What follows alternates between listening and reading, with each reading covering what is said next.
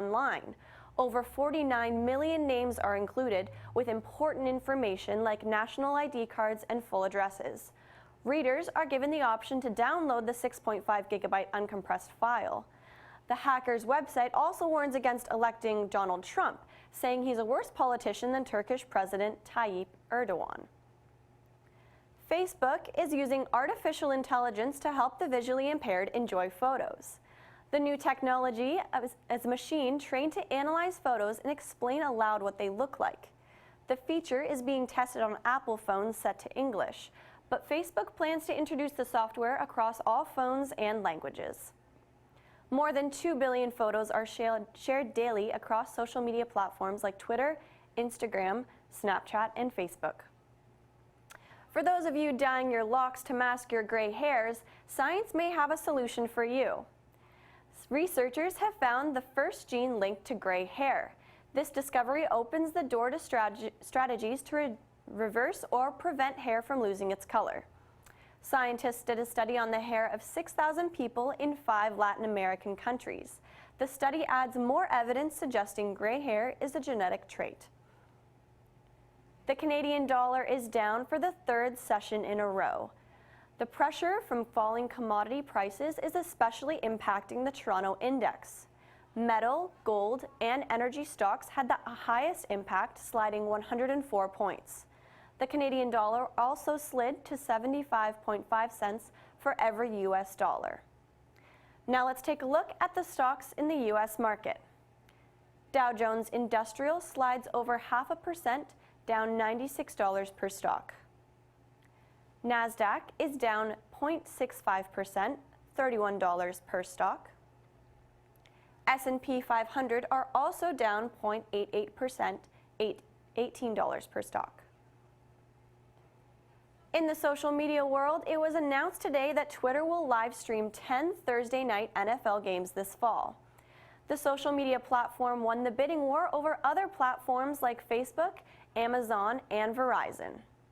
NFL Commissioner Roger Goodall made the announcement this morning through, of course, Twitter.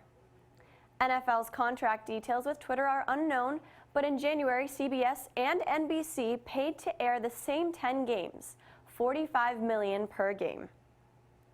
While football fans will look forward to that, basketball fans were enjoying a heated end to March Madness. Let's head over to Emily Bongelli for those updates. Thanks, Johanna. March Madness ended with an exciting buzzer beater last night. Marcus Page of North Carolina scored to tie the game up with 4.7 seconds left until Chris Jenkins of Villanova scored a three-pointer with no time left on the clock that won the NCAA championship for the Wildcats. The upset cost the North Carolina Tar Heels the game 77-74. This is the second time Villanova has won the NCAA double championship. Their last win was in 1985. The Jays came out on top yesterday, beating the Tampa Bay Rays 5-3 in their second game of the season. Josh Tolley, Michael Saunders, and Josh Donaldson all hit home runs, and R.A. Dickey came out with the win. The Jays play Tampa Bay again tonight at 7:10 p.m. Now for your MLB Roundup. On Monday, the San Francisco Giants beat the Milwaukee Brewers 12-3 at Miller Park. The Baltimore Orioles came out on top with a 3-2 win against the Minnesota Twins. The Texas Rangers won last night with a close 3-2 score against the Seattle Mariners. The Atlanta Braves were defeated by the Washington Nationals 4-3. The Cincinnati Reds beat the Philadelphia Phillies by 4 runs with a score of 6-2. And the Los Angeles Dodgers spanked their game against the San Diego Padres 15-10. The Colorado Rockies had an impressive win away from home against the Arizona Diamondbacks 10-5. In Los Angeles, the Chicago Cubs came out on top, beating the Angels 9-0.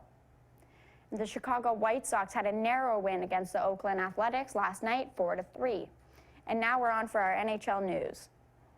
The Toronto Maple Leafs lost at home last night to the Florida Panthers. Rocco Grimaldi scored 2 of the Panthers' goals and held on to defeat the Leafs 4-3. The Leafs play the Columbus Blue Jackets at the Air Canada Centre tomorrow at 7 p.m. In other Leafs news, forward Nazem Kadri served his first day of a 4-game suspension for cross-checking Detroit Red Wings forward Luke Glendening during their Saturday game. Because Kadri is considered a repeat offender, he will be forfeiting $200,000 of his salary. And now for your NHL roundup. The New York Islanders won against the Tampa Bay Lightning 5-2. The Arizona Coyotes lost 5-2 against the St. Louis Blues. The Columbus Blue Jackets lost 4-2 at home last night against the New York Rangers. And the Vancouver Canucks won 3-2 at home yesterday against the Los Angeles Kings. And now on to your Raptors. After losing to the Spurs on Saturday, the Raptors face the Charlotte Hornets at home tonight at 7:30 p.m. Kyle Lowry and DeMar DeRozan sat out of the matchup against the Spurs and hope to be back in the lineup tonight.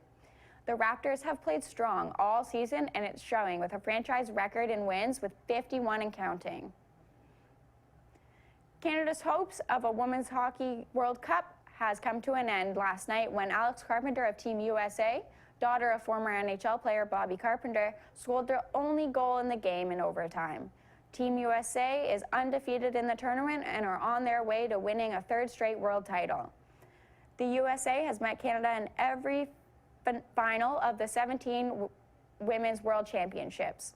Canada lost 1-0 on home soil in Kamloops, BC. That's all for sports. I'm Emily Boncelli, and back to Anaz in the studio. Thanks, Emily. Victims of sexual assault at Brandon University are being made to sign a document preventing them from speaking out to anyone about the assault except a counselor. Students are threatened with suspension or expulsion if they do not comply with the document. The document was discovered by a student group called We Believe Survivors and was verified by Brandon University as authentic. Closer to home, the Toronto Black Lives Matter protests came to an end on Monday, with the protesters packing up their makeshift tent city outside Toronto Police headquarters. The protest ended after Ontario Premier Kathleen Wynne and two of her ministers met with the protesters. The Premier vowed to work with Black Lives Matter on a review of the Special Investigations Unit. Black Lives Matter has issued a 300-hour deadline for decision makers to respond to their demands. As one protest ends, another begins. Tow truck drivers from across the province converged on Queen's Park this morning as part of a rolling protest against Bill 15. The bill requires tow truck drivers to provide customers with an itemized list of services before demanding payment and insists on limits on how long a tow truck driver can work, capping working hours at 13 per day and up to 60 per week. The province says the bill, which passed in 2014, is designed to protect consumers from fraud, regulate the tow truck industry, and reduce insurance rates. Tow truck industry officials argue that the bill will place restrictions on drivers and may drive up prices. The bill will go into effect January 1st, 2017. Now let's head over to Emily Boncelli with the weather. Thanks, Anaz. I hope you guys didn't pack up your mittens and scarves quite yet because it is a cold one. Today we'll be feeling a high of 0 with a low of -7 with a wind chill that makes it feel like -11, but at least the sun is shining. For our 5-day forecast, the cold temperatures are unfortunately going to continue. Tomorrow we're going to be seeing a mix of flurries and showers, so take it easy on the roads. The temperatures will be a bit higher today with a low of 3 and a high of +5. Thursday, the shower may continue with a high of 5 and a low of -1. On Friday, there is a 30% chance of flurries with a high of 5 and a potential low of -8. So if you're a snowboarder like me or a skier, you may be able to get in one last run. Going into the weekend, we'll see the sun again with a partial cloud coverage on Saturday. The high is not going to be so high at -3 with a low of -7. Sunday, the clouds will hopefully go away so we can enjoy some of that sun. The temperatures will rise to +4 and we have a low of 0. That's all for your 5-day forecast. I'm Emily Boncelli. Now back to Anaz in the newsroom. Thanks, Emily. The Ontario government has tabled legislation to allow municipalities to vote using the ranked ballot system. The ranked ballot system would require voters to list their top 3 choices in order 1 to 3. The first one to receive 51% of the vote would be elected. If none of the choices receives a majority, the choice with the least number 1 votes is eliminated, and the vote is counted again with the majority holder winning. Heading west, the Saskatchewan Party was elected to a majority government last night for a 3rd consecutive term under the leadership of Premier Brad Wall. The party voted in to 51 out of the 61 seats with just under 63% of the vote. The Saskatchewan NDP gained 1 seat, bringing their total to 10 seats within 30% of the vote. Saskatchewan NDP leader Cam Broughton was unable to hold his seat in his home constituency of Saskatoon Westview. The race for Saskatoon Westview was incredibly tight, with only 232 votes making the difference. Heading down south, the U.S. presidential race is heating up as the Wisconsin primaries take place today.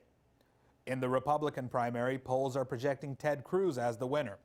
A win for Cruz could stall Trump's momentum as the frontrunner for the GOP. Since the Democrats elect delegates on a proportional basis, a minority win will not be enough for Sanders to gain enough delegates to overtake Clinton's lead. Polls close tonight. Now let's head over to Amrita Chopra with entertainment. Thanks, Anaz. Good news for Rolling Stones fans, as the band just confirmed they are working on a new blues-inspired album. Keith Richards said on BBC Radio that the Stones are currently in the studio cutting new stuff. The Stones haven't released a studio album since 2005's A Bigger Bang. The band was speaking at the launch of their career retrospective in London, billed as the largest exhibition of Stones memorabilia ever mounted. Now, some sad news for Star Wars fans. The actor who voiced Admiral Akbar has passed away at the age of 93. Eric Beresfeld voiced the Mon Calamari commander in Return of the Jedi. Beresfeld's other roles include voice work in last year's film Crimson Peak and the 2001 film AI Artificial Intelligence. Veteran actress Judi Dench picked up her 8th Olivier Award on Sunday, a record tally at Britain's biggest night for theatre. The 81-year-old won the award for Best Actress in the supporting role for The Winter's Tale. Dench is best known for her role as M in the James Bond series, playing the head of the Secret Intelligence Service. Oscar winner Steve McQueen, who directed 12 Years a Slave, has made his commercial debut with British luxury brand Burberry's new fragrance for men. The scent, called Mr. Burberry, unveiled on Monday and features a 3-minute-long advertisement. It's filmed in a cinematic style that you'd expect from McQueen, with some steamy scenes.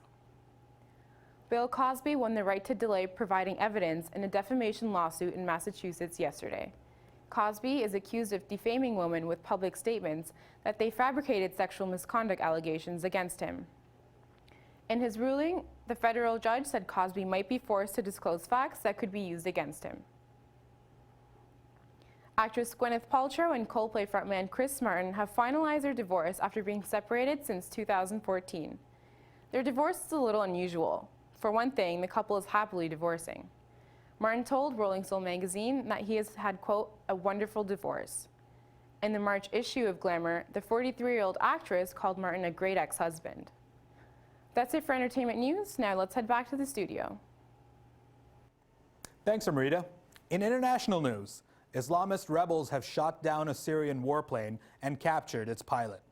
The aircraft was shot down in an area south of Aleppo, where the insurgents are battling the Syrian army and its allies.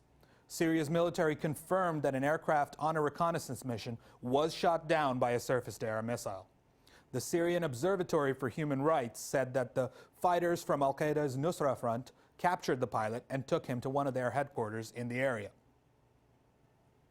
A South Korean official says that North Korea has the capability to mount a nuclear warhead on its medium-range Rodong missile. This news comes as South Korea released a video on its official website depicting nuclear missiles raining down on prominent South Korean landmarks, including the presidential residence. At the same time, China has announced restrictions on trade with North Korea in line with the UN Security Council resolution passed in early March. China will ban imports of gold and rare earth metals, as well as banning exports of jet fuel and other oil products.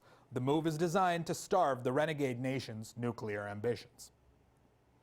That's it for the final newscast of the year. From all of us here at SkedLIVE, we want to thank you for your support and viewership. And a special thanks goes out to Matt Stevens, SkedLIVE's broadcast technician and all-round miracle worker. Bye for now.